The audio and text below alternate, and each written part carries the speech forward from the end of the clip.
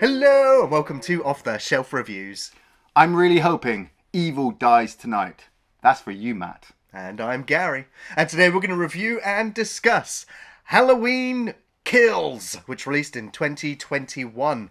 Written by Scott Teems, Danny McBride, and David Gordon Green, and directed by David Gordon Green. Ian, why don't you give us the synopsis? Well, carrying on from Halloween 2018, we follow Laurie and her family who have just escaped their home after trying to destroy it with Michael Myers inside. Laurie has been taken to a hospital to recover from her wounds, and we are informed that Michael has escaped and is making his way to find Laurie. Goblins will get you if you don't watch out. They take you and shake you until you shout, stop.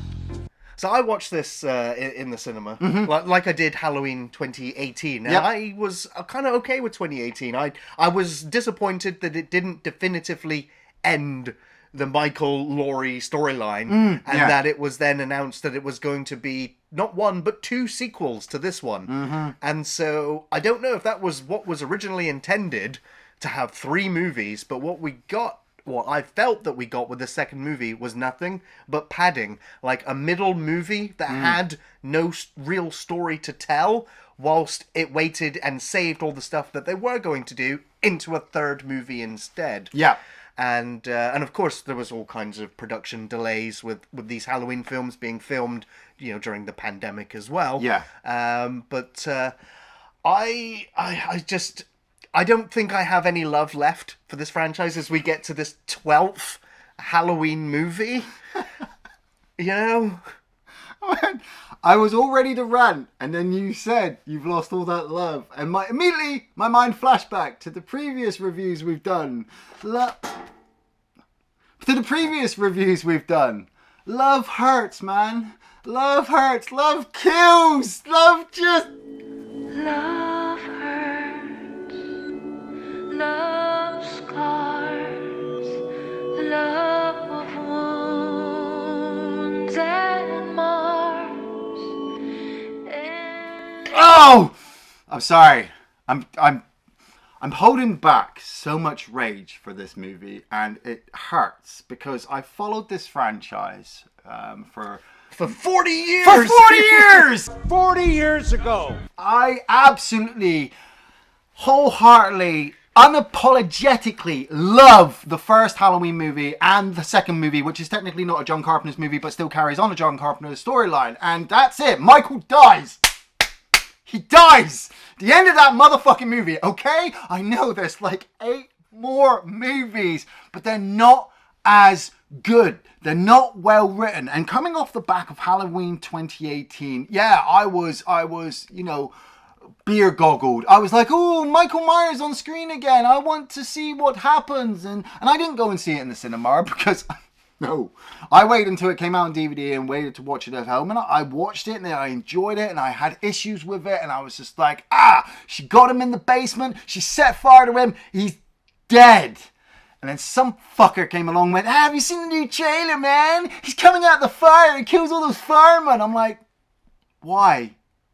Why are you bringing him back? And it's like what you said, they're aiming for a trilogy. They're like, I kind of liked the idea that 3 films would span the course of one night, okay?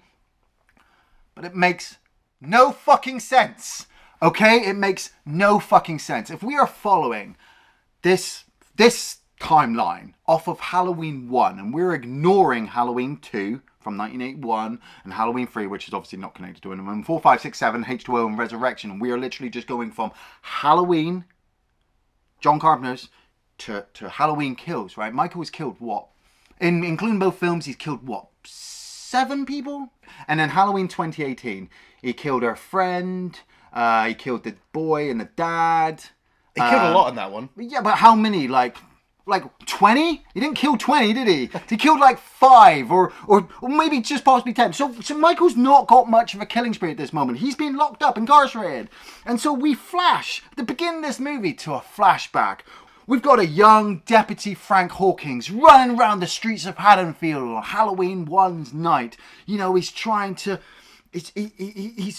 find, where Michael is gone. And we've also been intercutting with with Cameron from the first movie, the boyfriend from the first movie. He's found Deputy Hawkins' body after he was stabbed. And run over, I think. Yeah, and run over by the doctor. And I partially blame that on the fans. I think the fans liked him so much. They were like, oh, we're upset he's dead. Well, I also really like Will Patton as an actor. But even the actor was like, I'm pretty sure I was dead in the last movie. You were, mate. Like the start of this movie, he's bleeding profusely from his neck. And Cameron's like, help, help. And the Hawkins is lying there going, he has to die. I'm like, dude, you're dying. You keep fucking talking like that, you're gonna die. But like I said, it flashbacks to the first movie. Michael is just being... Well, it flashes back to the events in the first movie. And it's also... But what I really do like how they've managed to capture what looks like a John Carpenter... visual set, and amazing. it's also the fact that this film is shot digitally, whereas Carpenter's was shot on film, and whatever filter they used to give this digital effect, that film grain look, I think is some of the best I've ever seen in a film that was digital that made to look like film. I think it's seamless. Yeah. But I mean, that's on the technical side. That's not going into actually what they decided to put in the frame. yeah. I mean, it looks nice, and I remember speaking to a friend. He was like, "Dude, you have to tell me, is that in the first and second movie?" I'm like, no, but it looks really good. But it's all set up to set him up. Yes, exactly. Well, yeah, that's it. They're now setting up this sheriff character as the primary character of the film. Like, we find out that he had the opportunity to shoot Michael in the back of the head. And Loomis was going to shoot, and Hawkins stops him and says, "No, you can't kill him. He's done. We can just arrest him now." Yeah, he's somebody's little boy. I also want to bring up, obviously, Donald Pleasance, rest in peace, many years ago. Yeah. They got the construction coordinator, Tom Jones, who also just happens to look like Donald Pleasance. Nice. Put a little bit of makeup on him, and it was complete. So it's not deep faked, it's not CGI. No, that's just a dude in makeup that looks like him, and then somebody else dubbing the lines. And I was like, it is such an effective illusion. It's probably one of the most effective replacements I think I've seen. Oh, totally. And I did really like that bit, but it's so fucking stupid. These two cops, well, there's a group of cops, they're looking for Michael, and they're like, all right, you cops go down there, we'll go down this road, and they make their way around, and we start to see Lonnie, the little boy who was grabbed by Michael in the very, very first movie, and he's going to be a recurring character in this movie as well. So we see him as a young boy walk in, and he's being bullied, and he finds himself on his own, and there's Michael, and Michael's walking up on this kid, and he's absolutely terrified. And the cops are like, where is he? Oh, I'm going home, I'm running home. And they turn, and they realize they're right outside Michael's house. So Michael's come home. Surprise. Like he's been doing that for like 40 fucking years. And they go into the house, they don't, surround the fucking house, for fuck's sake. Don't go in there. This guy is a fucking psychopath, and he will kill everyone. Given, I know they don't know this, but it's the fact that you get these two cops walking in there, and one of them goes, I remember when I was a kid, my mum used to send me over there to play with Michael, and all Michael used to do is stand there and look out of his sister's window. At what? Well, somebody gives an explanation that perhaps he's looking at himself in the reflection. If for an instant before his death, he knew. Maybe he wasn't looking out. Maybe he was looking in. At his reflection. At himself.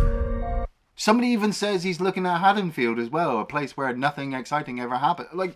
They don't definitively say this is why Michael stands in the window, but they keep making the point of making us know that Michael stands in the window. The cop walks in there, he looks out the window. Oh yeah, this is the window he looked out of. Oh look, there's boot prints. So Michael stood there, and all of a sudden Michael comes lunging out the fucking cupboard where nothing exciting ever happened. Lunging. I don't think I've ever seen him lunge before. Well, I mean, he's pretty spry at this point, isn't he? Yeah. He's not the old man that we're going to see in the sequels, because this is like the first killing Yeah, night. but he grabs that cop and he starts strangling them. And I'm like, all right, this is the same guy, the same night. He's lifted a teen boy, off the ground and stabbed him with a knife. And he can't take out this one cop? Well, I guess the cop is struggling more than the teen did. All right. I do just want to bring up, though, that police officer is played by Jim Cummings. All right, okay. Who was the writer, director, star of The Wolf of Snow Hollow, okay. which I think is a really good film. So I was like, oh, it's that dude. And, well, then he gets shot in the neck by his friend, by Hawkins. Like, Hawkins comes in, tells him, put him down. I know his buddy's going to die, but shoot Michael in the toe? Walk right up to Michael, point blank range. Point blank range? Michael's hands are pretty occupied right now. Oh no, he fires and shoots his partner in the throat. Now, I can understand, the stress of the situation. Maybe he's a rookie cop at this point. Maybe, I don't know. Maybe. Not used to dealing with this on a daily occurrence. Oh, yeah, well, okay. But I'd also say it doesn't really matter because everyone in Haddonfield no longer knows how to aim and fire a gun and hit the target. Yeah, they're all terrible. All the guns must be malfunctioning or something. I don't know. Because his supervisor or whatever even says to him, like, Michael grabbed your partner's gun and he shot himself. So you give me your gun and take this one. I'm like, oh, so there's corruption as well. All right, so once again, just like I said with Friday the 13th, Michael's the innocent in all this, is he? He's just... No, Michael's a fucking... But we then cut back to present day and we catch up with Laurie and her daughter and granddaughter on the back of the truck driving away, literally after the events of the past film. Yeah. And we're seeing all the fire trucks bombing down the road. Yeah. And I do love this sequence where Laurie's just like, let it burn! Yeah, I love that. Just let it burn! Because that's the most she emotes in this entire film near enough.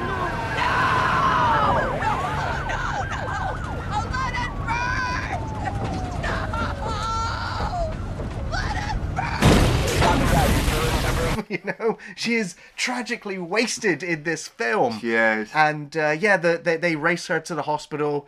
And now this is another thing. I'm going to cut back to the house. This is another thing that really annoyed me. Like, I don't know. I'm not a doctor, okay? I don't work in a freaking hospital. But I'm pretty sure that the surgery that she would need to undertake would last more than the 5 minutes it takes in the film before she's conscious again. Oh, I was listening to the doctor. That doctor was well good. He's like, look, we're going to do all this. We're going to sort it out. She's going to be a bit sore, but tie her up and she'll be fine. You're right. I was like, man, he's good. He's really working good. on other people.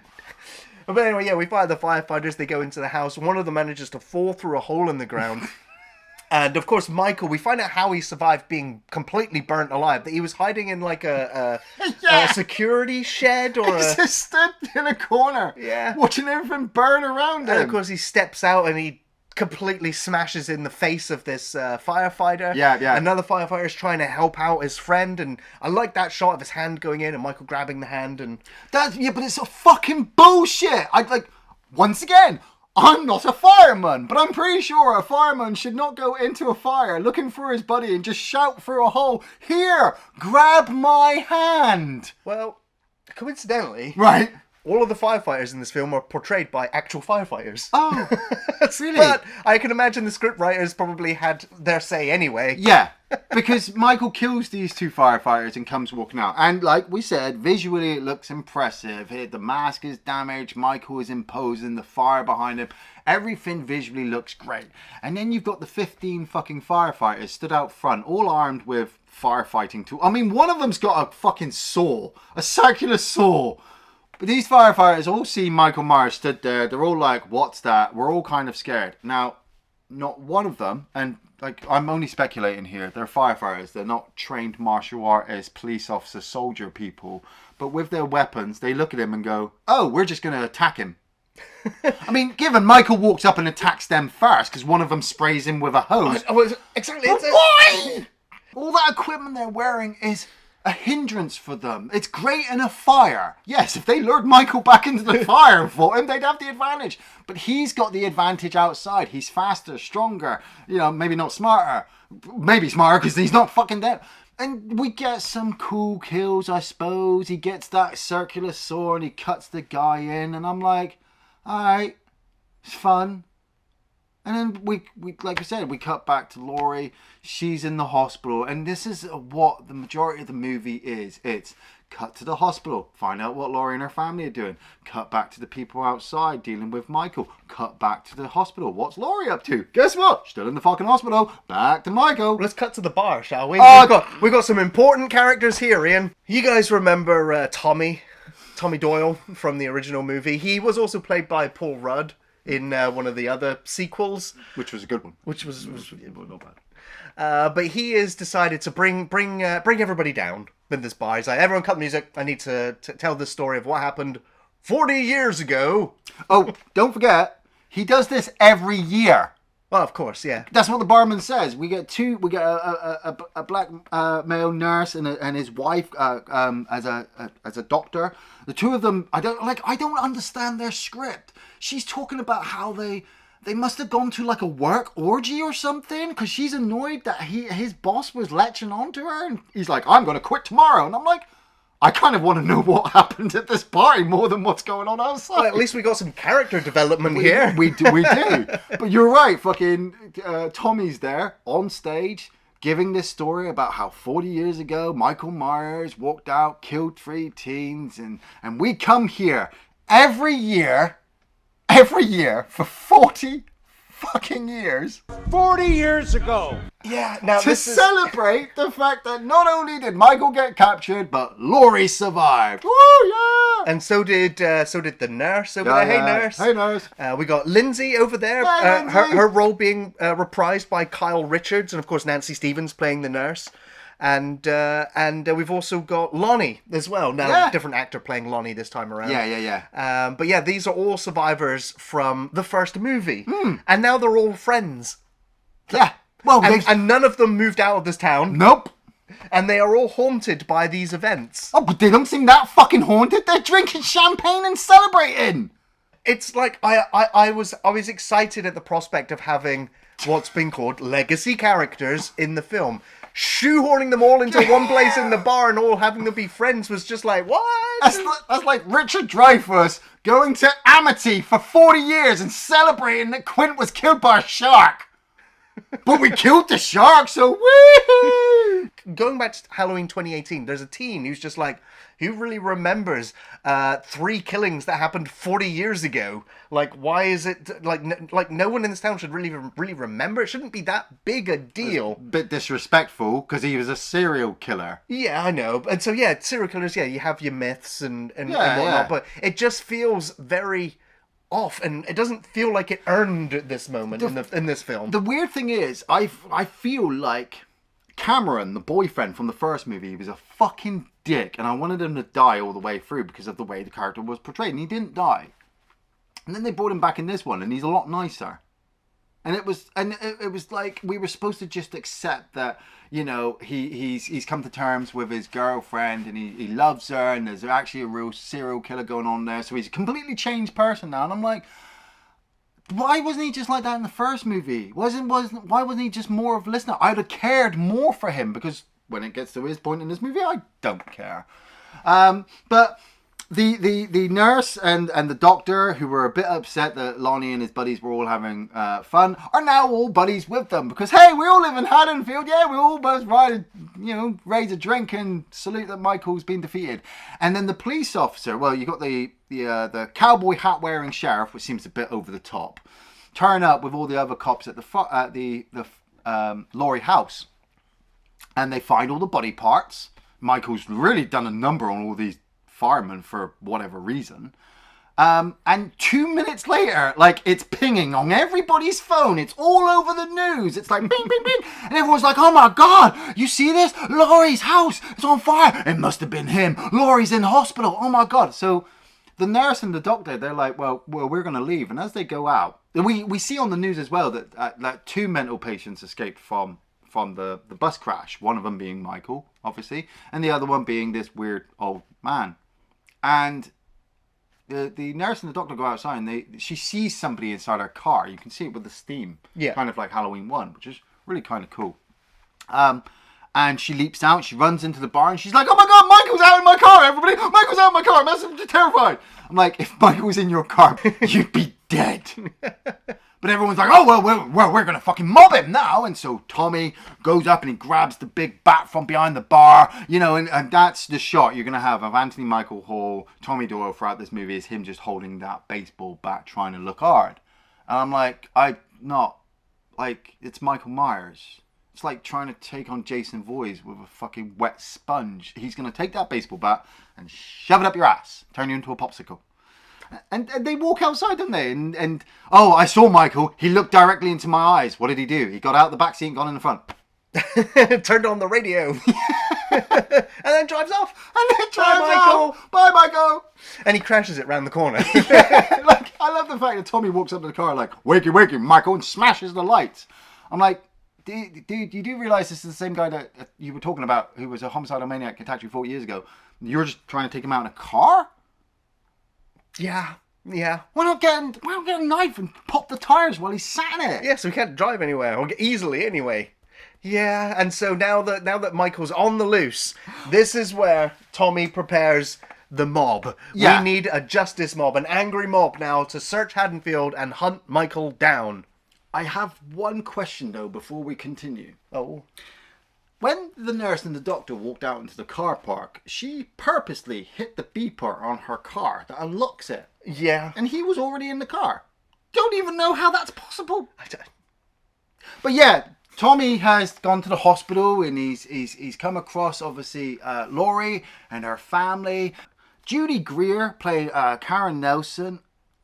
You know, she's all right actress. I think she's really good, yeah.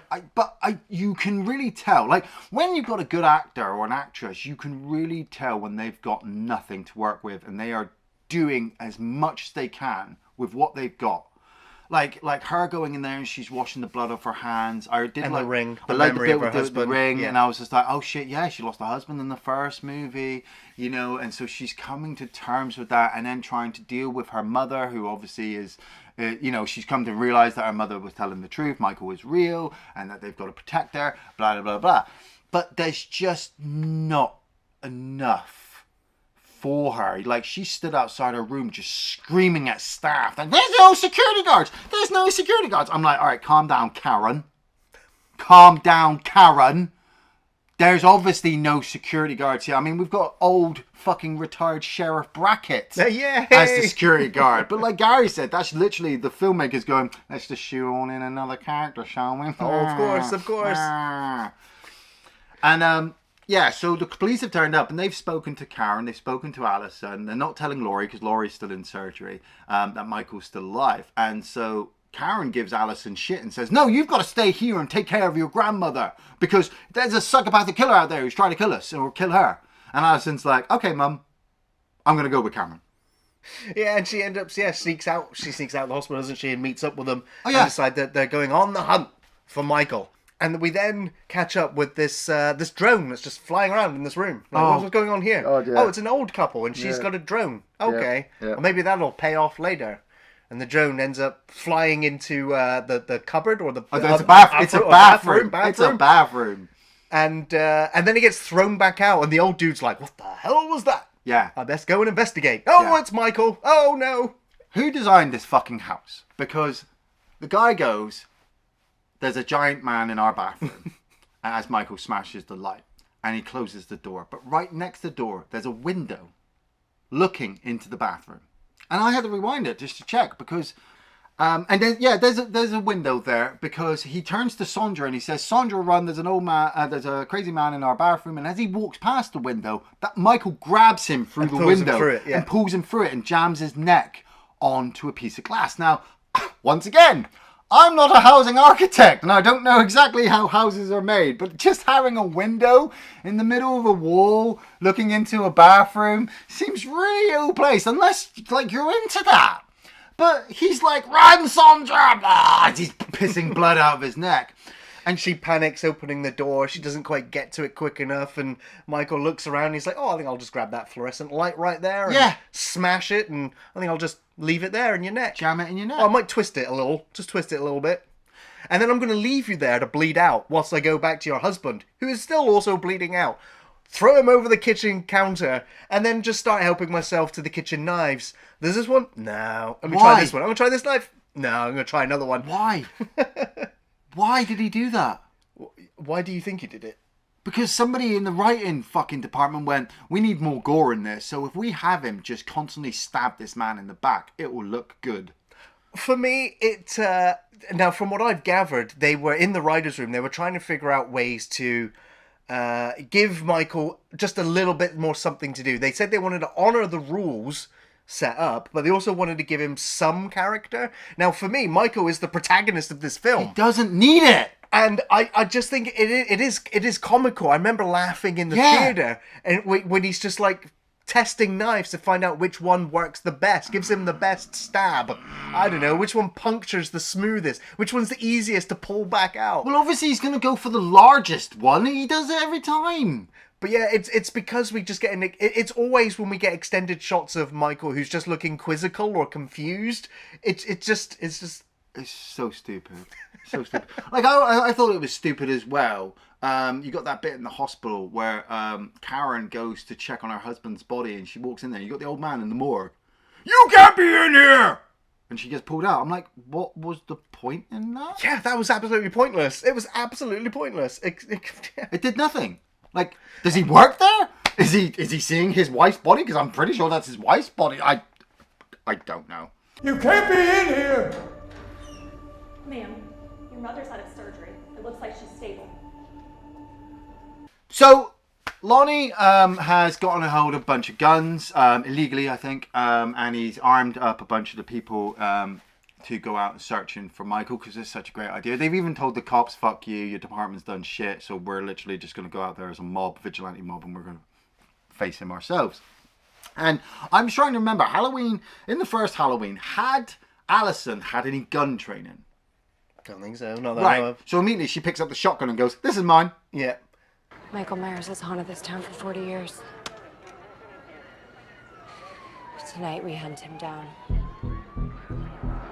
And so Lonnie and Cameron and Allyson all get into the car and they all go driving off. And you've got Marion and Lindsay and the nurse and the doctor jump in a car and they go driving off. And Tommy is jumping in a car and he's driving around the town, the city. How big is Haddonfield? I don't know. It was filmed during a pandemic. It's got 2 streets. It's got 20 streets. I don't know. He's literally just stopping at strangers going, hey, you live here? Yeah, we need your help to kill Michael Myers. Oh, okay. And we cut to Big John, Little John. Now, I'm going to put this out there right now. I have no issues with anybody's sexual preferences. I have no issues with how you want to live your lives or how you want to have your relationships. It is completely up to you as long as you are not harming anybody or yourself. Everything is absolutely fine. Putting 2 gay characters into a Halloween movie, I have no issue with. What I fucking have issue with is how you fucking wrote those 2 fucking characters. You called one of them Big John and the other one Little John. I didn't get their last names. I did not get their last names at all. They even call themselves it in the scenes. Hey, Big John. What up, Little John? Nobody does that. Nobody. Like, I don't know all gay relationships. I don't know all people fucking called fucking Big John, Little John, but I just don't fucking know what the fucking point of it was. Other than, I felt while I was watching this one, the first time and majorly more the second time. I've only watched it twice. That's the fucking scary thing. I've only ever watched this film twice.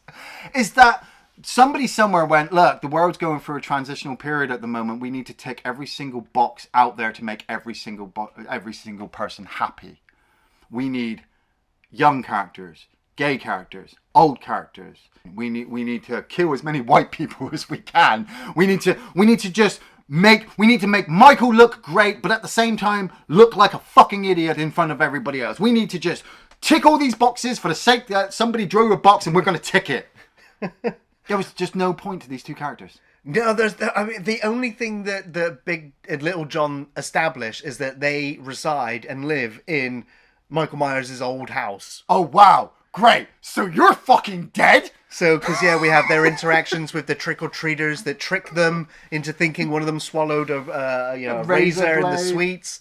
And so, yeah, it's basically just setting that up. And so eventually, when they do get let out of the house, then there's knocking on the back door, then there's knocking on the front door. Oh, did you lock the back door? Oh, no, I didn't. Now it's open. Oh, no, there might be someone in the house. Let's have a wander around. Oh, there he is. And I will say, this eye-gouging scene, I thought was pretty damn horrific, really gory, watching the eyes pop out and roll down the cheeks. I was like, that's horrific. Yeah. That was really, really effective. Pointless, though. Well, pointless. It's just another kill. Yeah, no, but I mean, it's pointless because you know, we've been building Michael up, and we've already had him kill, because we see the 3 kids messing with Big John and Little John at the house, and then we see them at the park with Marion and all that, and one of their friends, one of the boyfriends has been killed. Michael is, oh, we're playing hide and seek with a scary man in a white mask. He keeps popping out and disappearing again. We don't know where our friend is. Oh, is that his mask? Oh, we better run home. Are these the only fucking kids in Haddonfield on Halloween night? Well, I can imagine that they did say that it's pretty late now, so any kind of self-respecting adult would have had their kids hidden by now. Right. But yeah, these kids, 3. I guess, yeah. These are the only 3 kids. Yeah. Like, there's other than the fucking mob that we get at the hospital later on, there is no basis for a population in Haddonfield. Huh? There's no basis of a population. We've got these 3 kids, and the film goes, oh yeah, all the other kids are in home. What's stopping Michael from just walking through their homes and murdering them? But we got to be scared for these 3 kids out here. But they've already been established as little shits, so I don't care for them after what they did with Big John, Little John. Marion turns up in her car. Lindsay goes over to talk to them. Why didn't they all get out of the car and walk over? Why did they park so far away? Why didn't they get closer? Because it's a horror movie, and the best thing to do is to split up and cover more ground that way. Oh, yes. Sorry, my mistake. But Michael steps out of the bush. Marion sees him, gets absolutely terrified, and it's technically just a reenactment of the sequence from the first movie. It is, yeah. You know? And he smashes the window and he grabs Marion, and she goes to shoot him, but the gun's got no bullets. Well, she shoots plenty of times through the roof of the car. That's right. Yeah. And then she's such a fucking idiot. She doesn't count how many bullets she's got. It's like the lady in the back who says to her boyfriend, like, do you even know how to use that Desert Eagle? And he's like, no. She's like, give it here. I know, I've had some training. Yeah. Well, I mean, he also gets killed. He gets stabbed right through the face. Well, that's it, yeah. Michael comes to the car, climbs inside with Marion, repeatedly stabs her. Yeah. Fucking goes, the doctor tries to strangle Michael with a stethoscope. Which doesn't work. And Michael just stabs him in the eye. And so his missus comes along with the Desert Eagle firing at Michael. And she fires like 6 shots, misses every single one. Until Michael, in what has to be one of the most stupidest fucking kills I've seen Michael perform at all. And I sat through 5, 6, and 7. And saw him fight fucking Busta Rhymes. He kicks a car door and knocks the gun into her jaw.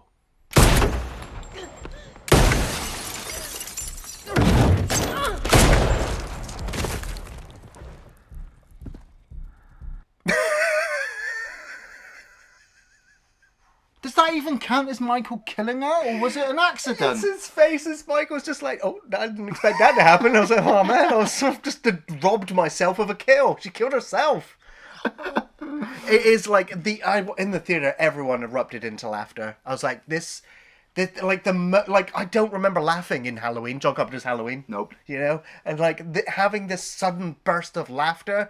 The rest of the film is you've just killed it there and then.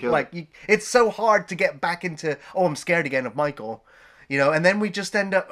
We're just rooting now for the gory, brutal slapstick kills that would follow. Like, there's no build up for any of the kills to make you care. Well, the thing that gets me with this film is that, like, in any slasher film, like all the Fridays and and Halloween's, like, you don't know that Michael's in your house. You don't know you don't know until he's on you and it's too late. Like, the boogeyman's got you. Yeah. This film turns all that around entirely, where everybody knows that Michael's out there and everybody is hunting him down, and they are armed with whatever they can get their hands on. So it's a complete difference. You know, so the mentality of these characters, like, you can't just blame their stupidity because they're kind of ignorant. They don't know what's going on. Yeah, that's probably These ones are all very much aware of what's going on, and the things that they do are even more stupid. It just heightens the stupidity of these characters that makes it unbelievable and farcical almost. And you start rooting for the killer, which I know it's fun to do in a horror movie, but you shouldn't be. Well, the reason why I'm also rooting for the killer is because Laurie Strode spends the entire film in bed. Yeah. You know? Well, there's one bit where she gets up and gets injured. But and it's also the fact that she doesn't share a single scene with Michael in this film. And, you know, you're like, Halloween, you immediately think of Laurie Strode and Michael Myers battling forever almost, you know? But they don't even meet in this film. No. It's just like... And so who is the protagonist? It's clearly Michael. He's on the cover of every bloody film, but like, I think it's Tommy Doyle, dude. But that's it. I mean, it's probably Tommy Doyle, and he is one of the most unlikable characters in the film. Yeah. So it's another reason why so many people don't like this film, I think, is because Tommy Doyle is the protagonist. Well, as much as I'd say Judy Greer's Karen is also a protagonist. Yeah. But then, and then a lot of people go, "Oh, you don't understand. The town of Haddonfield is the main character of the film." And I'm like, well. Yeah, there's no town in this movie. There's like 4 streets. There's like 4 streets, but they're like, well, it's about the whole mentality of everybody that lives in there, all wanting now to get revenge on Bullshit! Michael. Because about 30 fucking minutes ago, half of them didn't remember Michael. Exactly! That's my point. It's just like it's just Tommy. Escalation. It's just Tommy rooting. We gotta kill him. We gotta kill him. Evil dies tonight. But evil dies tonight. This ends when Michael is dead. Evil dies tonight. Evil dies tonight. Evil dies tonight. That's what you remember of this film. Evil dies tonight. Evil dies tonight. Evil dies tonight. Evil dies tonight. Fuck you, Tommy. Evil dies tonight. I fucking hate this movie even more when the fact that somebody will fucking sit there and tell me that I'm not allowed to use Halloween 2, 3, 4, 5, 6, or 7, or 8 as reference towards this movie, but you're going to use a fucking shot from that movie as a basis for the background of one of the characters. Fuck you, directors. You don't get to tell me what the fuck I can choose with my movies when you're going to put the fucking evidence in front of me. Sheriff Brackett's fucking daughter lying there. A shot from Halloween 2. The second fucking movie. Oh, but we're ignoring that.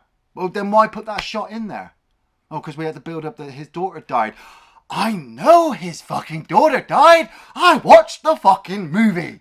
Oh yeah, but what about all those people who haven't watched Halloween 1? Right. They don't need the shot. They don't need it. You can just tell them that Sheriff Brackett's died. Oh yeah, but we've got such a good shot from Halloween 2. No! No!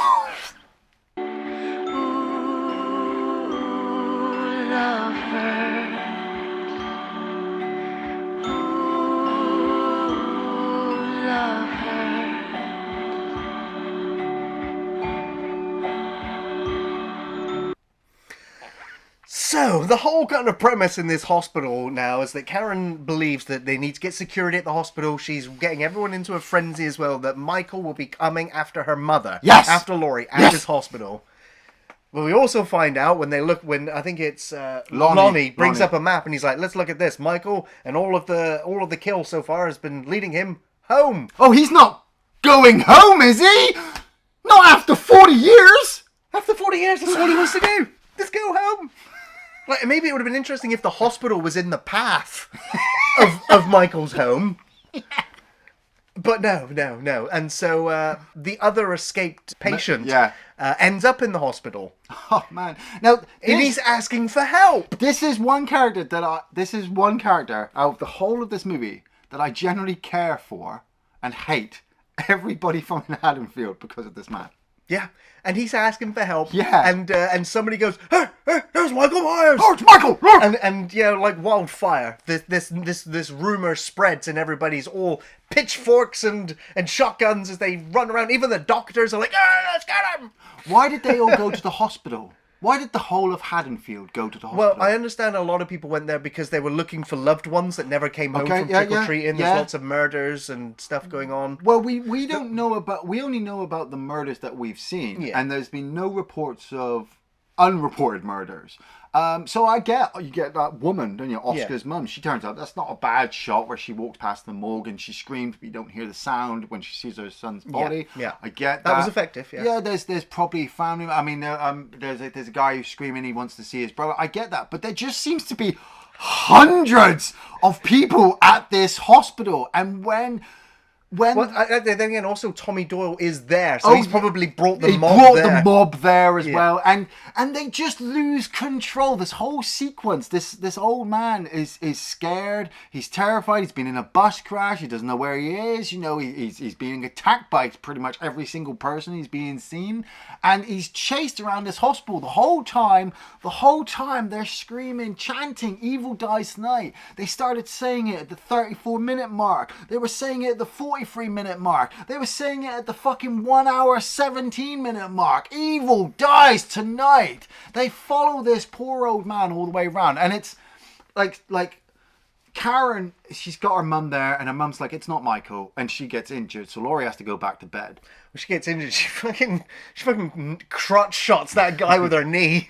Like, he goes Fucking down, rips she all goes his down. tension. Yeah. And Karen sees the old man, and she realizes it's not Michael, and she's trying to tell people. She's even trying to tell Tommy, and Tommy is just... Well, Tommy acknowledges it as well, but he's like, I can't do nothing now. We can't do anything now. He was literally running up the stairs 2 minutes before going, evil dies tonight. Come on, everybody. Let's kill whoever this stranger is. Because obviously Michael Myers would willingly walk into a hospital with no mask and just wearing one gown being chased by people. Yeah, but these people don't know that either. But, I mean, yeah, the film is trying to say something about society. You know, we saw in America, the riot at the White House kind of thing. And it's just like, yeah, it's so easy for, like, you know, for one thing to break and then this herd mentality, this mob. Yeah, but... She locks the man in a corridor. She locks 2 sets of doors and the mob comes up on both sides. Now, I know society is shit. I know a mob mentality can send people to do stupid things. But even the most stupidest fucking asshole would stop at the locked doors and go, nah, there's one man in there on his own. We've got him locked. Let's call the police. No! Not these people. Like I said, the writers had to put in a message about society, that society is uncontrollable and will just destroy everything that they're trying to create. And so they just start smashing all the fucking windows, bashing in the doors, and this old man, he just gets a fire hydrant, breaks the window, and kills himself.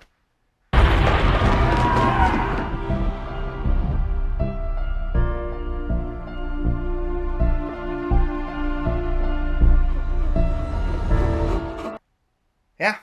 Now, if you also weren't quite clear what the message here was, right, Sheriff Brackett, if you will.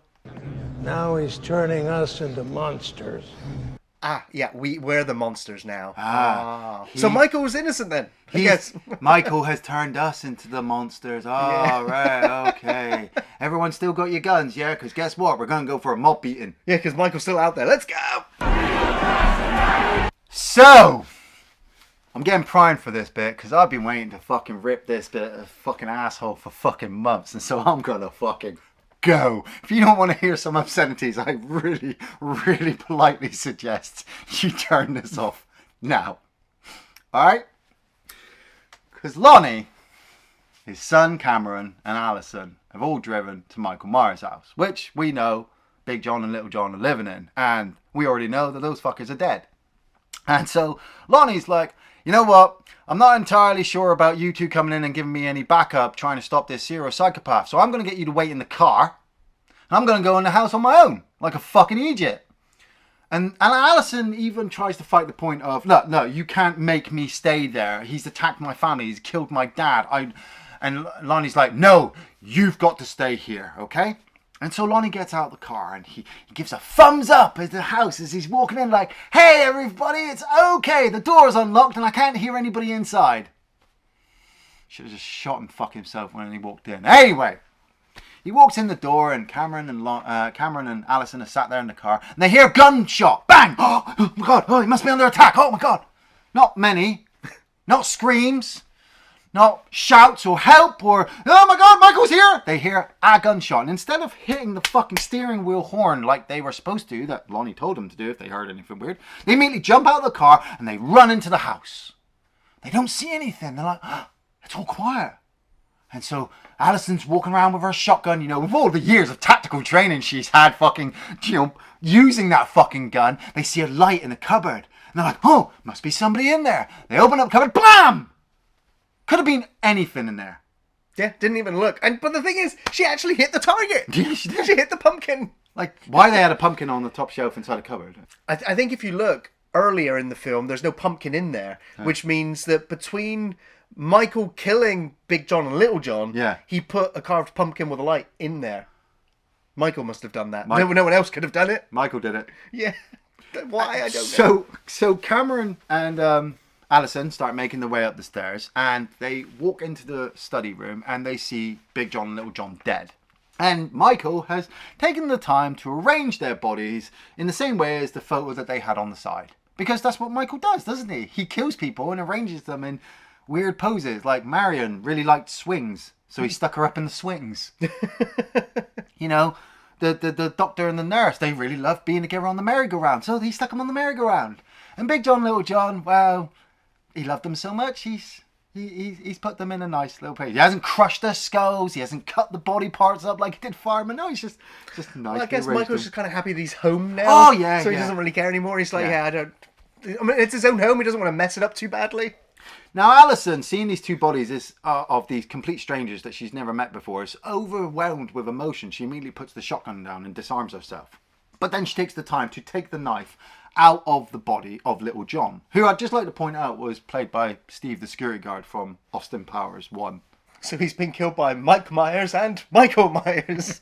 And Cameron, with his gun and all of the years of training that he's had with firing it, decides that he's going to go look for his dad. And as he's walking around the top floor towards a cupboard, blood drips from above onto his hand. He looks up and there's his dad. Now, I have some major fucking problems with this fucking situation, for fuck's sake. How the fuck did somebody walk through a fucking house, make their way all the way up to the fucking attic, get their fucking head crushed by the fucking ladder that fucking goes up to the attic, right? And close it!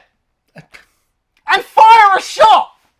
And then Michael climb all the way back down and get in a cupboard. How? This physically, logistically impossible. Like, Lonnie is looking down from the attic into the bottom floor with his head crushed. So Michael must have pulled the ladder back up or pushed it up. So either way, Lonnie's head, like, only way I could think how this fucking works is if Lonnie was lured up into the attic by a noise. And while he was there, Michael's grabbed him, shoved his head down there, and then repeatedly pulled the ladder up constantly. We'd have heard the noise. We'd have heard the skull crushing. We'd have heard the banging. We heard the gunshot. Yeah. I mean, the gunshots are pretty loud. Well, okay, yeah. But so he's pulled the ladder closed. Yeah, caught it on the head, and gone, all right, here come the other two. So I'm going to climb out a window, down, into the first floor, into the cupboard, and I'm going to stand there and wait. Yeah.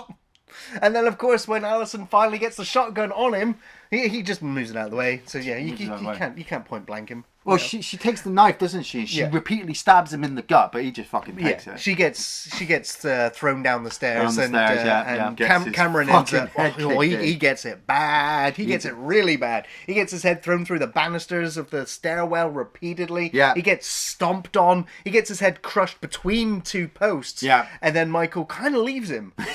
Kinda. As he starts walking down the stairs, and Allison's like, come on, kill me, right here. Do it now. And Michael's like, nah, I'm just going to twist your boyfriend's head around. You spin me right round, baby, right? Yeah. So, let's just establish. So, the storyline is he's not related to Laurie. He in the first one, he was wanting to kill Laurie. No, he wasn't. Oh no, John Carpenter's Halloween. No. In 2018, in 2018, he doesn't even know Laurie's still in Haddonfield. All right, so he's just lured there by the doctor. The doctor takes him there. The doctor takes him there. Like Laurie spent 40 years. 40 years ago. 40 years ago! Infected your family, he's infected my family with grief and fear for 40 years. Because 40 years ago, when I was a kid, you protected me. I remember him from 40 years ago. Evil dies tonight. Waiting for Michael to come and get her, but Michael didn't really give two shits about her whatsoever. Yeah. And he would never have left that mental institution if they hadn't moved him by a van or given him his mask back. Yeah, and so he doesn't even know Laurie's in the hospital. He doesn't care that she's there either. That's it. So he just wants to go home. In this one, he just wants to go home, and he's just killing anybody in his way. And he confronts Allyson at the bottom of the stairs. I mean, I did like that shot where he's walking down the stairs, very much like the first movie.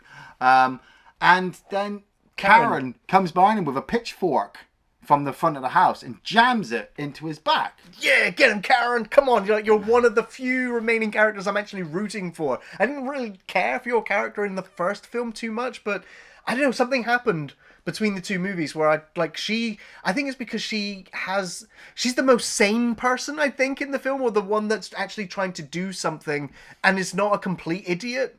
And she does manage to get in the upper hand on Michael here. She's a fucking idiot at this point. She takes his mask off of him and lures him. Yeah, so she saves her daughter by doing this. Oh yeah. Don't get me wrong. Saving her daughter, saving her mum. And she lures Michael into a trap. She literally lures him from his street to the next street. Yeah.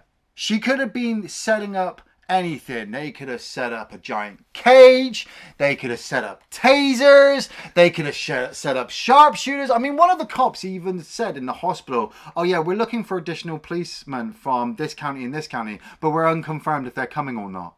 I'm like, no, those guys would be fucking jumping in their car on their way if they knew there was a bunch of dead fucking cops and fire teams here. So you should have the fucking National Guard. The FBI aren't even fucking here. If I understand one thing about Lord, like I've learned from X-Files, is every time the cops turn up, yeah, the fucking FBI were there. The FBI's not here. There should be at least a fucking SWAT team armored up with fucking guns and shit. Nah. She lures him to the middle of the street, drops his mask there, and there's Tommy and the people of Haddonfield. Another message on society. Getting together as one, trying to defeat the fucking evil. How far it gets them, Gary? How far does it fucking get them? Oh, they do pretty good. They beat the shit out of Michael. They beat the shit out of him. No, they and then don't. Karen even sticks the knife in his back. He's done. Dead. No, he's not. No, they beat him down. Oh yeah, they shoot him blank range. Oh, fucking hell. That motherfucker get back up. And while he's getting back up, we cut back. And I was looking forward to this sequence when I was told about it. Oh, Iain, you're gonna love the sequence in Halloween Kills. What? Oh, there's a bit where he just fucking kills a bunch of the townsfolk. I'm like, really? Oh yeah, it's all on the screen, man. It's fucking gory. I'm like, oh my god, it's gonna be good. But that's because the mob queue up in a single file to fight Michael, one after the other.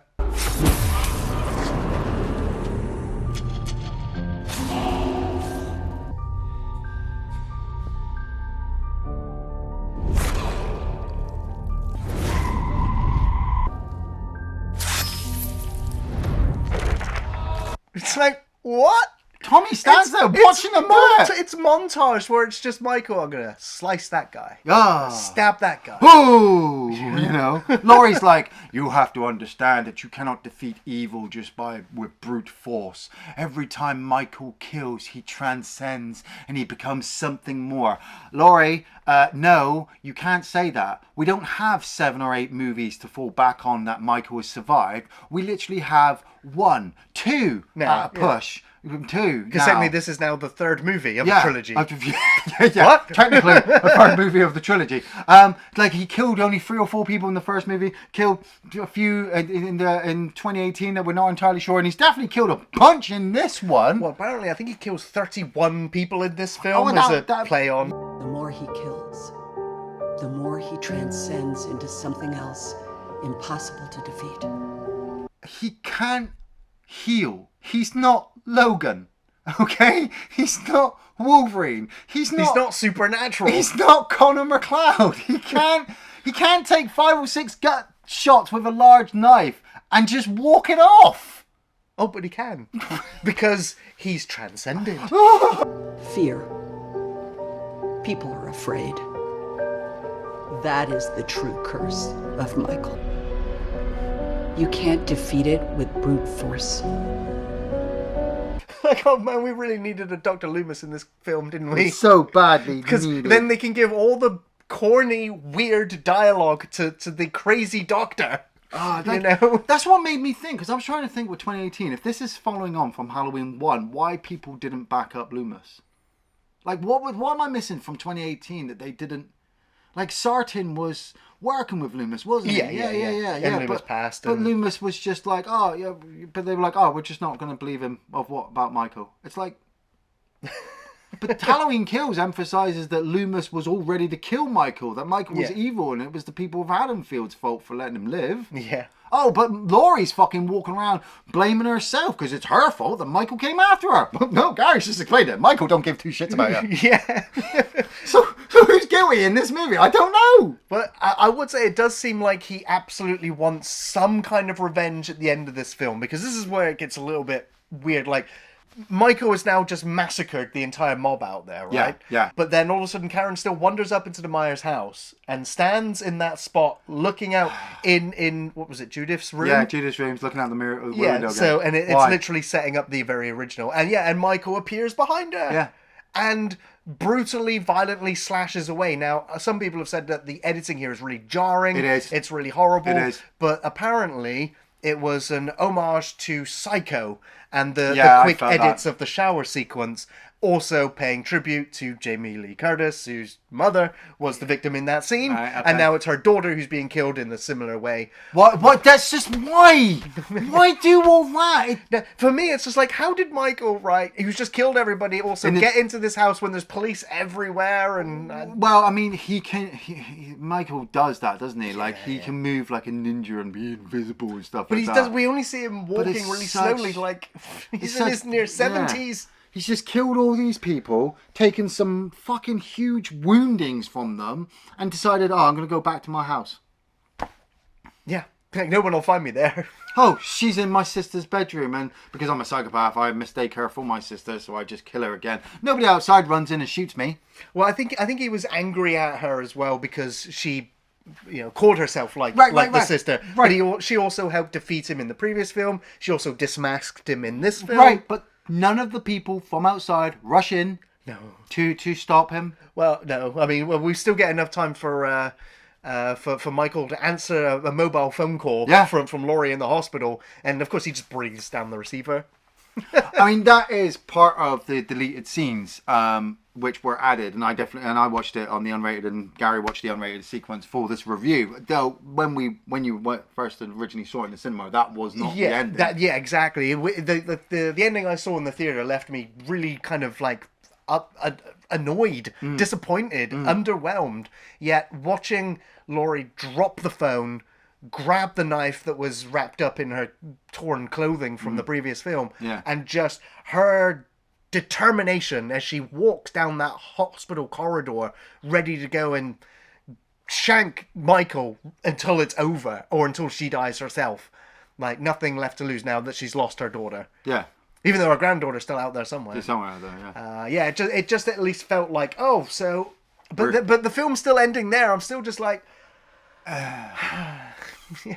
So it's like everything that they wanted to do for a sequel just feels like they've just delayed it to the third movie. Yeah. And so it's like, this film just feels like padding in its entirety, where nothing of real substantial value happens. So what we're left with is just a bunch of mean-spirited, gory, graphic, violent kills, which I'm okay with. It's a horror movie, but it's a slasher movie. But it's got no part. No, it doesn't. It's got no... Because our main protagonist, which is Laurie, like, even if you discount all the other films, it doesn't matter. If you're a Halloween fan, you've seen them all. You can't just remove them from your head. You know it's there. So when you're seeing Laurie Strode, you still have all of those images in your head of what she's capable of. And just to see her spend the whole film in a hospital bed, like even in Halloween 2, John Carpenter's, she has more urgency in that film. She does. In this, she just gets to lay there and chat to her old friend who's just like, oh man, I wish I made it with you. Yeah, oh God, I can't believe we never got together. Oh. Yeah, it's just, I really want to ask, who for Anthony Michael Hall was a good Tommy Jarvis? Tommy Doyle. Tommy Jarvis. Tommy Doyle. Yeah. Tommy fucking... Yeah, Tommy Jarvis, he's not. Yeah, he's not Tommy Jarvis, he's a Tommy Doyle. But, like, why him?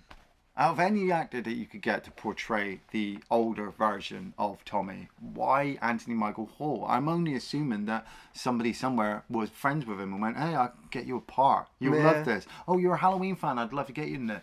But every time I ever think about this film, all I fucking hear is Evil Dies Tonight. Excuse me. Evil Dies Tonight! It's pointless, but you slap it on everything there for the audience to get brought into it, and then you just give them a cup of vomit.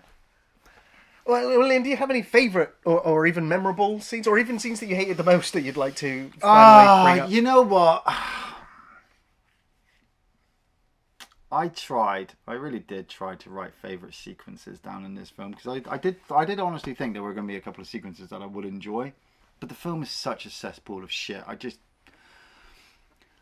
I sometimes get really annoyed when people go, this movie is shit, and they won't give any definition of why the movie is shit. Well, I'm going to give you definitions of why this movie is shit instead of my favourite scenes. This movie is shit because it just sets up a bunch of fucking characters to get killed. To get killed by a masked killer who has been dead for 40 years. He has had no supernatural powers. He's got barely any backstory left. He's got no real saving graces for reasons of why they should continue to make more movies in this franchise. The only reason I still love watching these movies is because I have always watched these movies, and primarily I always kind of hope that something will get better. Like, I'll come along and go, hey, that one's not bad, but I've just waded through 5 or 6 movies of shit to get here, and this was not it. I will not be going to see the new Halloween movie in the cinema, but as a stupid idiot, I will be buying it on DVD, and I will be fucking making sure that I approach it with a clean mind and an openness to take what they give me and analyze it and compare it to everything that I have had before. Okay? I'm just warning everybody out there. There is nothing good in this film. Evil does not die tonight, and I wash my hands of it. I got some favourite scenes. Okay. I really liked the flashback inserts. I thought they were really cool. Mm-hmm. I loved the filter that they used. The camera work, I thought that was really, really effective at creating what felt like an extension of Carpenter's movie. Mm-hmm. I loved the Firefighter massacre. I thought that was visually stunning to watch, especially watching Michael emerging out of that burning fire almost in slow motion, and him just canvassing all of his targets because he knows he's got to get through them to get home. That was a great moment for me. Yeah, she shoots herself in the head. Like, it is I think last year there was the funniest thing I saw in a movie all year. I think it was absolutely hilarious, and it still is now. Let's watch it again.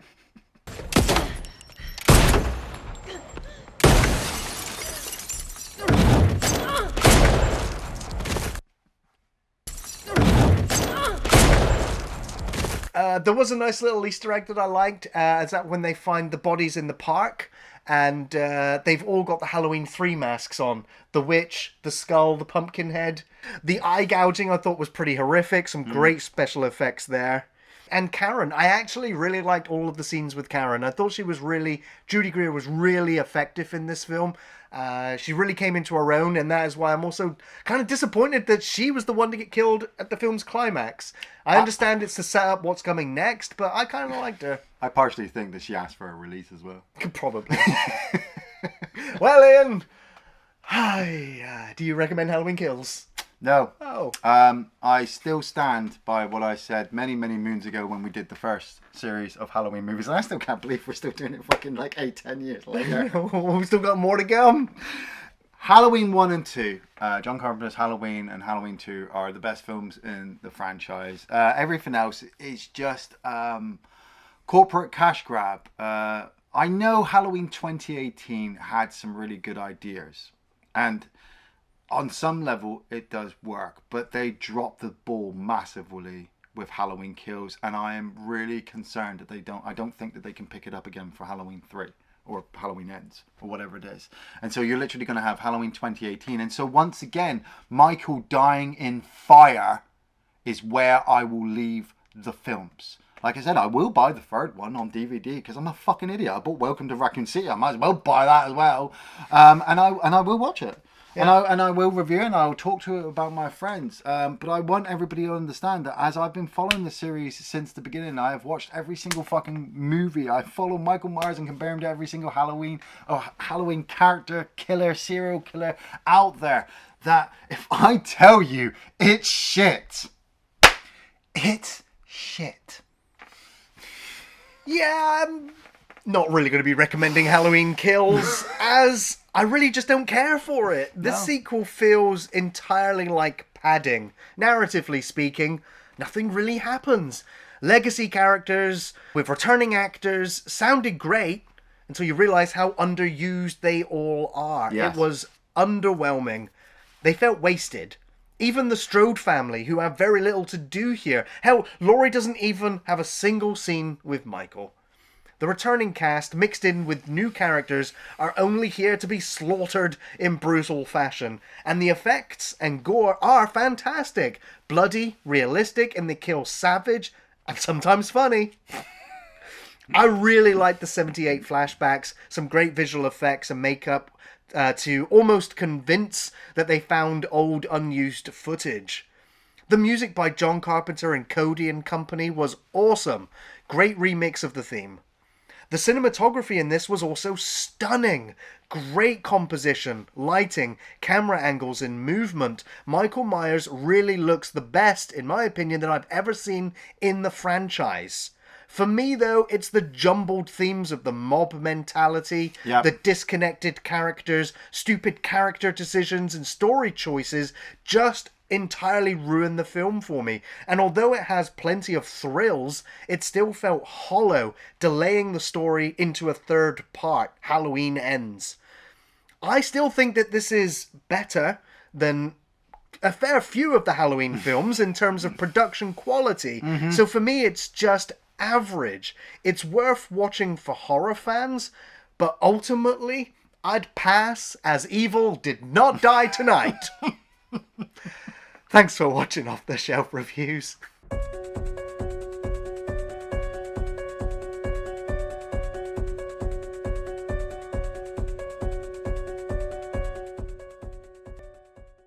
Evil dies tonight!